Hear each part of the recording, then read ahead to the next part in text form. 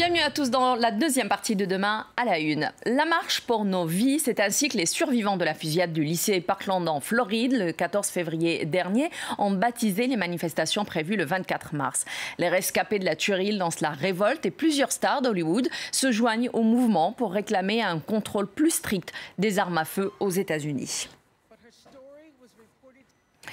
Pour discuter de ce sujet, j'ai le plaisir d'avoir tout d'abord à mes côtés Florence Tomaso, journaliste ici à France 24. Bonjour Florence. Bonjour Aziza. Merci d'être avec nous et nous avons avec nous depuis Washington notre correspondante Sonia Dredi. Sonia, merci d'être avec nous. Merci à vous.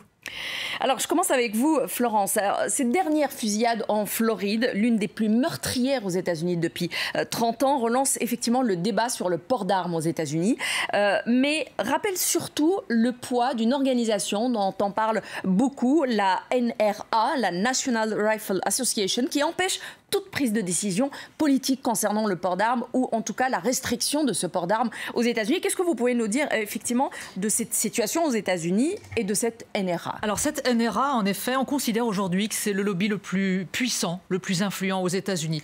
La NRA, elle puise son origine dans l'histoire américaine. C'est le pays du Far West, c'est le pays de la guerre d'indépendance, de la guerre de sécession. On est en 1871 et c'est à ce moment-là que se crée cette association. Alors, elle permet évidemment à tous les citoyens aujourd'hui de détenir une arme aux États-Unis parce qu'elle s'appuie sur ce deuxième amendement de la Constitution qui aujourd'hui, on peut dire, est gravé dans le marbre. Et c'est ça qui est si difficile aux États-Unis, de faire bouger les lignes sur la question des armes à feu. Alors, il y a à peu près 5 millions d'Américains qui adhèrent à la NRA actuellement. Ils versent chacun à peu près $40 par an. C'est pas énorme, donc énormément d'adhérents. Et ces sommes donc finissent par faire une cagnotte quand même assez conséquente. Il faut savoir aussi que les milieux de l'armement, l'industrie de l'armement verse aussi de l'argent à la NRA. Donc ça fait une grosse cagnotte qui joue évidemment un rôle très important au moment des élections présidentielles. Évidemment, la NRA soutient toujours le candidat qui défend les armes à feu aux États-Unis. C'est comme ça que Donald Trump a pu recevoir cet appui. 30 millions de dollars ont bénéficié à la campagne du président américain. 20 millions ont bénéficié contre Hillary Clinton pour la faire battre. Donc vous voyez, c'est extrêmement puissant.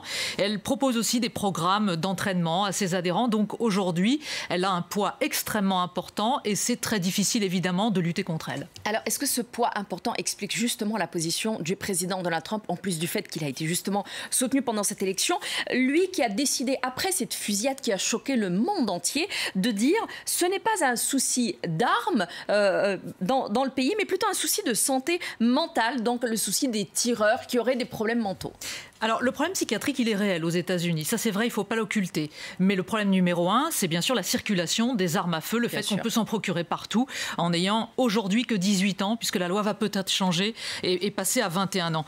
Il y a un problème psychiatrique tout simplement parce que les structures ne sont pas assez nombreuses, il n'y a pas assez de praticiens, il y a énormément de personnes qui sont considérées comme malades mentaux aux États-Unis. On les estime à plus de 8 millions. Ces gens-là devraient recevoir des soins, ils ne les reçoivent pas. Mais attention, il ne faut pas tout mélanger. Les personnes qui commettent ces tueries de masse ne sont pas des fous. Exactement, ne sont pas tous des fous et ne sont pas tous des malades mentaux. Ça a été le cas de la tuerie de Parkland avec ce jeune qui était asocial, qui avait des troubles. C'était totalement avéré de la part de ses camarades, on le savait. Mais ce n'est pas le cas de la majeure partie des gens qui commettent des tueries. Maintenant, on peut se poser la question en effet de la stabilité quand même mentale de ces personnes qui prennent une arme et qui tuent dans des lycées ou dans des universités. Sachant qu'un jeune, encore une fois, même à 18 ans, vous pouvez acheter un fusil, mais vous ne pouvez pas vous acheter une bière. C'est tout le paradoxe aux États-Unis aujourd'hui. Alors, Sonia, les marches de la semaine prochaine, parlons-en un peu, elles auront lieu à Washington, mais pas que. Il y a 300 villes aux États-Unis, mais aussi ailleurs dans le monde, d'ailleurs, auront lieu ces marches. Qu'est-ce que vous pouvez nous dire de ce mouvement jeune, très jeune? Ce sont les rescapés de ce lycée. On voit beaucoup d'étudiants, on voit beaucoup de jeunes qui prennent de plus en plus de l'ampleur, comme si, effectivement, l'espoir pouvait peut-être venir de la jeune génération. Oui, c'est vraiment une petite révolution aux États-Unis puisque jamais le puissant lobby de la NRA a été autant contesté dans le pays. Jusqu'à présent, seuls quelques démocrates osaient hausser le ton contre ce puissant lobby parce qu'il finance de nombreux élus au Congrès, en grande majorité des républicains. Et donc, la NRA contrôle en partie la vie politique du pays. Et on s'est vraiment rendu compte de la grande détermination de ces jeunes le week-end qui a suivi la la tuerie dans le lycée. Ils se sont exprimés de façon très éloquente pour dénoncer haut et fort la NRA et puis pour dire vos pensées et vos prières ne suffisent plus, donc pour demander aux élus enfin d'agir. Et puis ces élèves ont beaucoup été très charismatiques, on les a remarqués. Il y a notamment cette jeune femme, Emma Gonzalez, qui a d'ailleurs aujourd'hui plus de followers sur Twitter que la NRA, qui a été très remarquée. Comme d'autres, elle fait partie d'un groupe de théâtre et donc il y a eu un peu des leaders dans ce mouvement qui se sont très vite organisés, qui se sont retrouvés les uns chez les autres, dans les salons des parents, dans leurs chambres, pour mettre en place finalement toute une action sur les réseaux sociaux, organiser des marches les semaines suivantes. Et on a senti que même chez les pro-armes, il y a eu quand même un petit wake-up call, un petit réveil. Même un grand donateur, par exemple, un grand donneur du Parti républicain, a dit qu'il ne donnerait plus d'argent à ce parti tant qu'il ne prenait pas des mesures fermes pour mieux contrôler la vente d'armes. Donc ça, c'était assez fort. On a aussi vu des Américains sur les réseaux sociaux se filmer en train de détruire leurs armes. Et par exemple, il y a eu une avancée déjà, puisque le gouverneur de Floride a signé une loi qui permet de relever l'âge de la vente d'armes de 18 ans à 21 ans. Donc ces jeunes ont déjà réussi quelque chose. Le 14 mars, donc un mois après la tuerie, il y a quelques jours, beaucoup d'élèves dans différentes villes du pays sont sortis pendant 17 minutes pour marcher en hommage aux 17 personnes, aux 17 élèves tués dans ce lycée. Donc c'est un mouvement qui ne s'essouffle pas et tous ces slogans contre la NRA pour demander à Trump et aux élus d'agir, ce sont cette détermination et ces slogans qui vont résonner dans les rues de Washington le 24 mars. Alors vous en avez parlé, l'argent a un rôle très important dans tout ce qui se passe justement concernant les ventes d'armes et la question des armes de manière générale aux États-Unis, puisqu'on voit la NRA justement qui a un poids financier, entre autres sur les campagnes électorales. L'argent se pose aussi comme question ici par rapport au contrepoids et à ce mouvement de jeunes. Alors on a vu plusieurs célébrités, alors c'est le cas de George Clooney, d'Oprah Winfrey, de Steven Spielberg, qui vont mettre la main à la poche pour aider justement ce mouvement, pour aider à l'organisation de ces marches. C'est aussi le cas de l'ex-maire de New York, Michael Bloomberg. Alors tous ces gens-là essayent d'aider financièrement parce que c'est important aujourd'hui, Sonia? Oui, bien sûr. On sait que pendant ce genre de marche, donc il y a énormément de pancartes, de slogans, de discours qui sont tenus. Ils vont peut-être avoir des t-shirts avec les slogans. Enfin, ça demande une grande organisation, puis surtout faire déplacer ces élèves jusqu'à Washington, en avion, en bus. Donc ça demande de l'organisation et beaucoup de financement.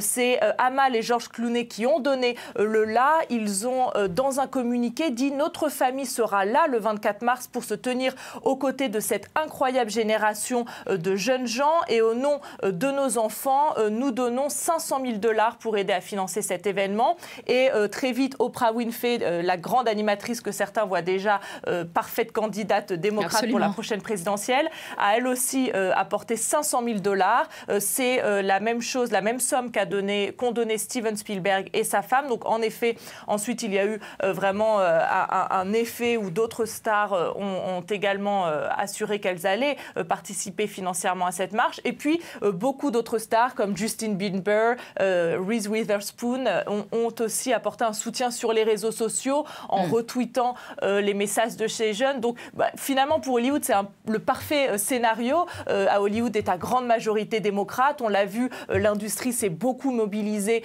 pour le mouvement MeToo, donc pour contrer le harcèlement sexuel. Et même pendant les élections présidentielles, d'ailleurs. Voilà, exactement. Et donc, c'est sans grande surprise que ce mouvement soutient massivement ces jeunes. Alors, juste pour rappel, Michael Bloomberg, lui, a proposé $5 000 pour chaque manifestation, à hauteur de 500 manifestations un peu partout. C'est aussi une manière de favoriser un peu et de pousser à d'autres villes peut-être à se soulever un petit peu. Florence, absolument. Est-ce que ce mouvement aujourd'hui a une chance vraiment face à la NRA aux États-Unis ? Il peut avoir une chance, oui. C'est la première fois, Sonia le disait, c'est vrai, le mouvement s'inscrit dans la durée. On n'a jamais vu ça. Il y a eu de très nombreuses tueries ces 30 dernières années aux États-Unis, des manifestations ponctuelles, mais là, on a un mouvement qui... Ça rappelle un peu les indignés, j'ai l'impression. Ça rappelle un peu les indignés, c'est vrai, qui s'inscrivent dans la durée. Et il ne faut pas oublier une chose, que ce soit aux États-Unis ou dans le reste du monde, les mouvements qui naissent de la jeunesse, des lycéens, des étudiants, ont énormément de poids. Je pense particulièrement à mai 68 en France. On peut penser à d'autres lois qui ne sont pas passées parce que la jeunesse s'est mobilisée. Et derrière la jeunesse après, on le voit avec les stars d'Hollywood, on le voit après avec d'autres personnalités, quelquefois politiques, en France par exemple, le mouvement grossit. Et là, en effet, il y a un contrepoids qui se fait face... Alors, par exemple, à la NRA aux États-Unis, c'est vrai qu'il y a une possibilité. Donald Trump fait quelques propositions, on le voit. 18 à 21 ans, la majorité pour acheter une arme. Supprimer les bump stocks, vous savez, ces mécanismes qu'on installe sur les armes pour tirer en rafale, ce qui a fait énormément de morts à Las Vegas dans l'avant-dernière tuerie. Il y a des propositions. Ce mouvement peut aboutir, en effet. Il faut qu'il s'inscrive encore plus dans la durée et il faut qu'il grossisse. C'est ça. Et là, on pourra peut-être aboutir à faire bouger la NRA, mais ça ne va pas être simple. Sonia, je vous donne le dernier mot, juste en quelques secondes. Est-ce que les gens y croient aux États-Unis? Est-ce que c'est le sentiment qu'on a de l'extérieur? Est-ce qu'on a l'impression que c'est un truc qui peut prendre? Oui, alors comme le disait Florence, aux États-Unis, on a l'habitude que les grands mouvements qui partent de la jeunesse, souvent ont des chances de réussir et de perdurer. Donc il y a beaucoup de gens qui y croient. Ensuite, beaucoup savent aussi que le second amendement, et évidemment de nombreux Américains, même certains qui vont défiler, y tiennent absolument. Donc c'est plus des mesures pour contrôler la vente d'armes, mais pas pour se débarrasser des armes. Absolument. D'ailleurs, même Barack Obama, à l'époque, disait justement qu'il ne voulait pas se débarrasser des armes, parce que ça, c'est un peu le contre. C'est l'argument qui était utilisé par ceux qui sont pro-armes pour dire attention, on veut vous enlever vos armes, et c'est pas le cas aujourd'hui en tout cas. Merci beaucoup Sonia Dredi d'avoir été avec nous depuis Washington. Merci à vous. Merci Florence d'avoir été avec nous. Florence qui sera du coup avec vous la semaine prochaine à cette place-là. Merci. Je vous remercie d'avoir suivi ce nouveau numéro. Je vous souhaite un très très bon week-end et en attendant, n'oubliez pas que l'avenir n'est qu'un présent qui s'ignore. À très bientôt.